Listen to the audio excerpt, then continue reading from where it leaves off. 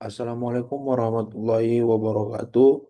Perkenalkan, nama saya Rido Prabowo, NPM 2008 260084. Di sini saya akan menjelaskan tugas mind map saya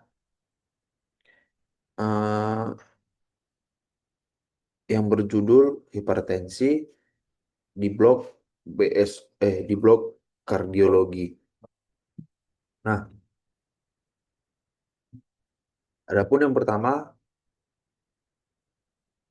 definisi dari hipertensi, di mana kondisi medis ini tekanan darah seorang di arteri meningkat lebih dari batas normal secara konstan atau instan, dan penderita hipertensi jika tekanan darahnya secara konsisten lebih dari 140 per 90 mm Hg atau lebih tinggi.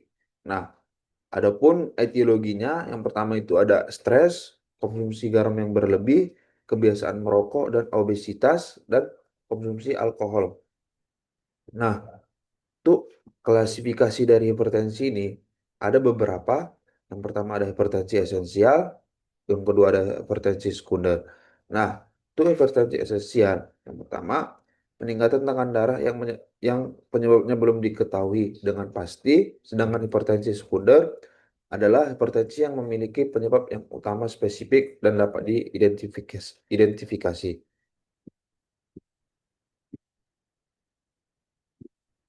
Nah, kategori dari klasifikasi hipertensi ini, yang pertama, eh, kurang dari eh, normalnya itu untuk tekanan darah 120 per 80, untuk prahipertensi 120 per sampai 139,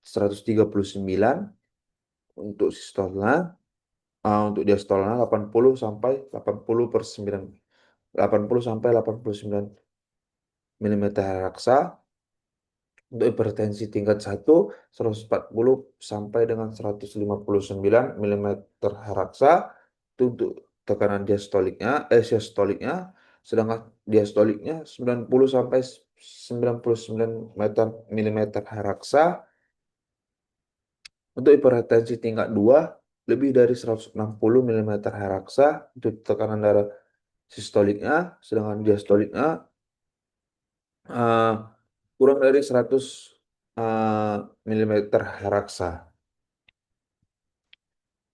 Untuk faktor risiko dari hipertensi ini, yang pertama ada genetik, kemudian usia, kemudian ada jenis kelamin, eh, kemudian adanya pola makan yang tidak sehat, kurangnya aktivitas fisik, kemudian adanya penyakit penyerta seperti diabetes mellitus, kemudian obesitas, dan ada kolesterol yang tinggi, dan biasanya pasien sering mengonsumsi alkohol dan merokok, dan adanya stres. Patofisiologi dari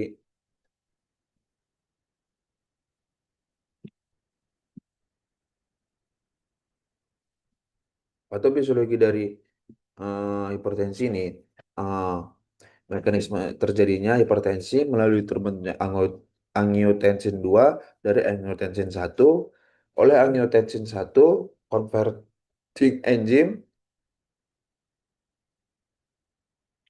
ACE memegang peran fisiologis penting dalam mengatur tekanan darah. Nah, darah mengandung angiotensinogen yang diproduksi di hati. Selanjutnya oleh hormon. Renin diproduksi oleh ginjal yang akan diubah menjadi angiotensin 1. Kemudian oleh oleh ACE yang terdapat di paru-paru. Kemudian angiotensin 1 diubah menjadi angiotensin 2. Dan angiotensin 2 inilah yang memiliki peranan kunci dalam menaikkan tekanan darah melalui dua aksi utama. Nah, untuk cara mendiagnosa dari hipertensi ini, untuk anamnesis dan pempisnya, yang pertama itu pasien mengeluhkan sering sakit kepala, kemudian gangguan pada penglihatan, kemudian adanya mual dan muntah, nyeri dada, kemudian biasanya adanya sesak napas dan palpitasi, dan kekakuan pada leher atau spondylosis cervical. Nah, untuk pemeriksaan penunjangnya, eh, adanya pemeriksaan EKG, kemudian pemeriksaan gula darah, pemeriksaan darah rutin, dan pemeriksaan urinalisa.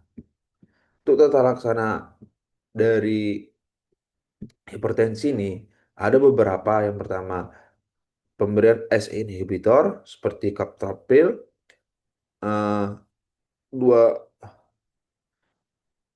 12,5 sampai 50 meter miligram 2 sampai 3 kali sehari, atau lisinopril 10 sampai 40 miligram 1 kali dalam sehari, atau pemberian angiotensin receptor blocker atau ARB, yaitu valsartan 80 sampai 320 miligram 1 kali sehari, atau lasartan 50 sampai 50 sampai 100 miligram 1 kali 1.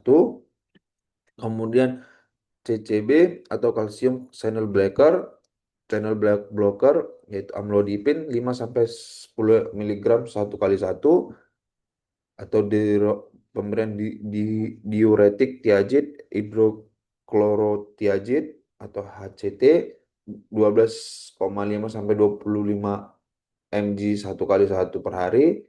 Kemudian beta blocker bisoprol 2,5 sampai 10 mg per hari. Adapun untuk non farmakologinya, yang pertama yaitu modifikasi gaya hidup, penggunaan pengurangan berat badan, kemudian pembatasan natrium, modifikasi diet lemak, kemudian olahraga, menghentikan kebiasaan merokok dan minum alkohol, dan yang terakhir itu yaitu teknik relaksasi. Adapun komplikasi dari hipertensi ini, yang pertama ada stroke, kemudian penyakit jantung koroner, kemudian gagal ginjal, emboli paru, dan gangguan pada penglihatan. Untuk prognosis dari hipertensi ini sendiri, jika jika tekanan darah dapat dikontrol dengan baik melalui perubahan gaya hidup dan atau pengobatan, prognosisnya cenderung lebih baik dengan penurunan resiko komplikasi kardiovaskular. Nah, kemudian untuk edukasi dan pencegahannya, yang pertama itu diet sehat, makan makanan rendah garam, lemak jenuh dan kolesterol, kemudian olahraga, yaitu aktivitas fisik rutin membantu menjaga berat badan ideal dan menguatkan jantung, kemudian hindari alkohol dan rokok. Kedua faktor ini meningkatkan risiko hipertensi. Kemudian manajemen stres, teknik relaksasi dan meditasi dapat membantu mengendalikan tekanan darah. Ini referensi yang saya dapatkan. Sekian dari penjelasan saya. Jika ada salah kata yang saya jelaskan, saya mohon maaf. Ah, saya akhiri. Wabillahi taufiq wal hidayah. Wassalamualaikum warahmatullahi wabarakatuh.